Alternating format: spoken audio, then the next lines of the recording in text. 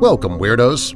I'm Darren Marlar, and this is Weird But True, a companion to Weird Darkness. Haunted houses have a long history, with stories as old as Pliny the Younger's tale, an ancient Roman story of an Athens villa haunted by a chained man, to the ghost stories found in Arabian Nights. They remain an ever-present part of human society, one that parapsychologists attribute to violent events taking place in the related buildings. So it's no surprise that the sites of some of humanity's most gruesome acts bear the echoes of those murders. Here are 10 of the most infamous American murder houses and vacant lots to be found in the United States, and the spirits that may haunt them. The Hex Murder House, near Stewartstown, Pennsylvania. In 1928, local witch Nellie Knoll told John Blymeyer that recluse Nelson Raymeyer was the source of his bad luck. Although both were avowed powwow men, also known as practitioners of hex magic, Blymeyer set out to break his bad luck spirit by burning 60-year-old Raymeyer's copy of the powwow's spellbook and burying a lock of his hair. With the help of a young John Curry and Wilbert Hess, Blymeyer tied up and beat Raymeyer in his home in an attempt to secure the book. Raymeyer refused to relinquish the tome, and the subsequent beating resulted in his death. The trio of attackers then set Raymeyer's body aflame to break the hex. Raymeyer's spirit reportedly haunts the hex house to this day. The site periodically opens its doors to the public, allowing visitors to inspect marks on the floorboards from Raymeyer's murder.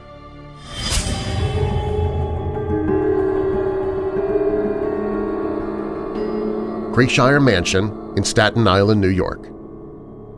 In 1885, German businessman Balthasar Kreischer had a pair of stately mansions built for his sons, Edward and Charles.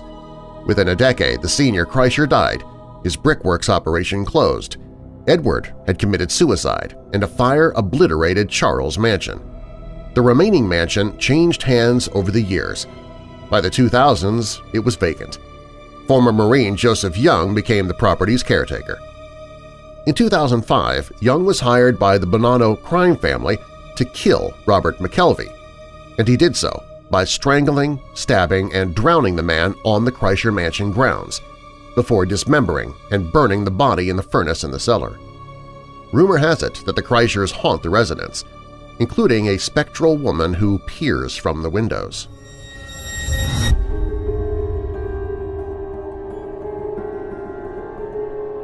The Amityville House in Amityville, New York. John Moynihan had this Dutch colonial built on Long Island's South Shore in the 1920s, but the DeFeo family brought it to infamy. In 1974, Ronald Butch DeFeo Jr. killed his parents and 4 siblings there at the behest of a dark presence. A year later, the Lutz family moved in, only to discover that Ronald's demons lingered. First, local priest Father Mancuso was threatened by a monstrous voice during a blessing. Then the parents began having vivid nightmares, with wife Kathy feeling embraced by an unseen force.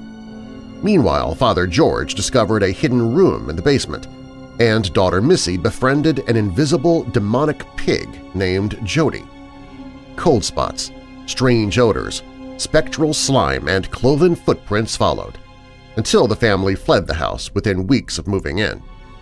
At one point, demonologists Ed and Lorraine Warren visited and photographed a demonic boy, though no hauntings have been reported since. The Cleveland Strangler Murder House, Cleveland, Ohio. In 2005, Anthony Sowell was released from prison after serving 15 years for attempted rape. Despite a decorated career in the U.S. Marine Corps, he had a history of assaulting women and girls, including his 11-year-old niece. Still, no one suspected his murderous tendencies. When his friends and neighbors complained of his home's horrid smell, Sowell blamed it on his stepmother, who lived with him, or the nearby sausage factory. Then in 2009, after sexually assaulting another woman, police searched his home and found the bodies of almost a dozen local women, including 2 on his living room floor. the relatively inconspicuous home was later demolished out of respect to the victims, whose spirits have since seemingly rested in peace. Gardette Lepre House, New Orleans, Louisiana. This Greek Revival house in New Orleans' French Quarter is haunted by one grisly legend. The abode started as a vacation home for plantation owner Jean Lepre in the 1830s. After adding its wrought iron lace rails, Lepre rented the house to a wealthy young Turk known as the Sultan. So the story goes, the handsome stranger brought with him an entourage of concubines, eunuchs, and compatriots, all of whom participated in lavish late-night parties with incense and wild music. Then, one morning, a passerby noticed blood seeping from the door, and police entered to discover the entire group dead and dismembered, with the Sultan buried alive in the courtyard. While the tale straddles the line between fact and fiction, many claim the home still radiates a very real, dark energy. To this day, visitors regularly hear shouting and weeping from within, while ghostly faces peer from the upstairs windows.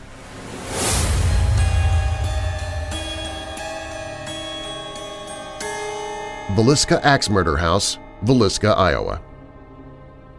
In 1912, this rural house was the home of Josiah B. Moore, his wife, and 4 children. However, one cool summer evening, someone entered the Moore homestead and used an axe to slaughter everyone inside, including 2 visiting children. The ghastly crime was discovered by a concerned neighbor, and an intense investigation followed. Word fast spread, and suspects included a nameless highwayman, a well-known traveling minister, and even then Senator Frank F. Jones.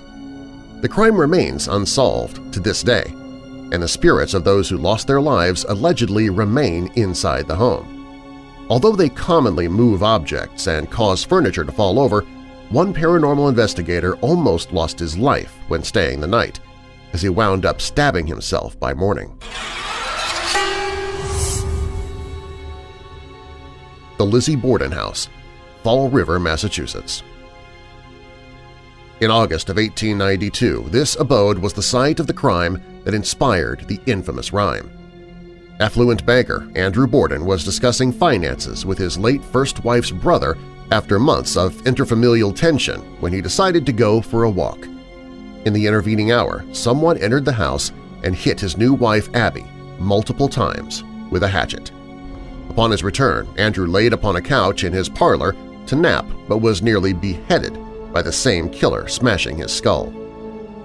Although the public turned on Lizzie, Andrew's daughter, as the killer, a local judge acquitted her due to circumstantial evidence. The building has since been restored as a museum and bed and breakfast where many visitors report hearing Lizzie's cackling on the stairs and seeing her parents wandering the grounds. The Manson Family Murder House in Los Angeles, California.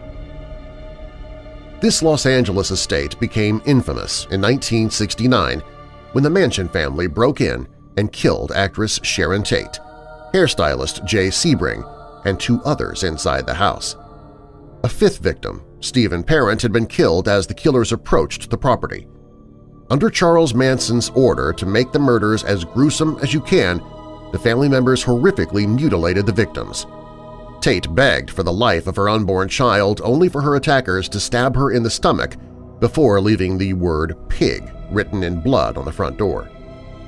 The property was later owned by Nine Inch Nails' Trent Reznor, who took the door when he left. In 1994, the house itself was knocked down and replaced.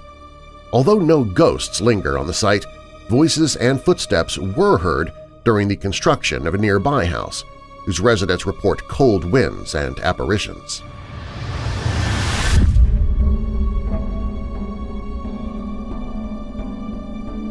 John Wayne Gacy's house, outside of Chicago, Illinois. The crimes of this killer clown will forever haunt American history and are made all the more disturbing because John Wayne Gacy buried his victims' bodies beneath his otherwise banal suburban home. Gacy's wife noticed a certain smell, but Gacy blamed dead mice in the crawlspace. Upon his arrest in 1978, however, police excavated the property and unearthed the remains of 29 individuals under the house and in the backyard and garage. The work took months due to an especially brutal winter, and the house was mostly destroyed in the process, resulting in its razing in 1979. Afterwards, rumors spread of his victims' ghosts haunting the property, especially as the soil appeared to remain barren in the intervening years. A new home was built on the property in 1988, though the address was changed by the new owner. Jeffrey Dahmer's apartment, Milwaukee, Wisconsin. The majority of Jeffrey Dahmer's crimes were committed at his residence in the Oxford apartment complex in Milwaukee. Dahmer lured unsuspecting victims to his one-bedroom flat with the promise of cash in exchange for sexual favors. He then drugged his victims with sleeping pills and murdered them. Afterwards, he dismembered their bodies, disposed of their torsos in a vat of acid, and refrigerated their limbs to eat later. Eventually, in 1991, after 2 separate instances of victims escaping, police arrested Dahmer and discovered the human abattoir in his flat. The building was purchased by Marquette University and torn down in 1992 out of respect for the victims and out of fear that it would become a morbid tourist attraction. It remains a vacant lot, with no word on the souls of the young men who perished there.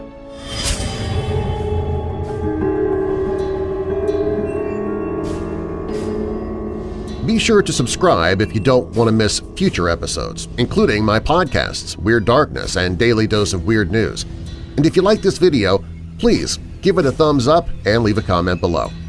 If you'd like to support the show, you can get exclusive patron-only content for as little as $5 per month, content you can't find anywhere else online.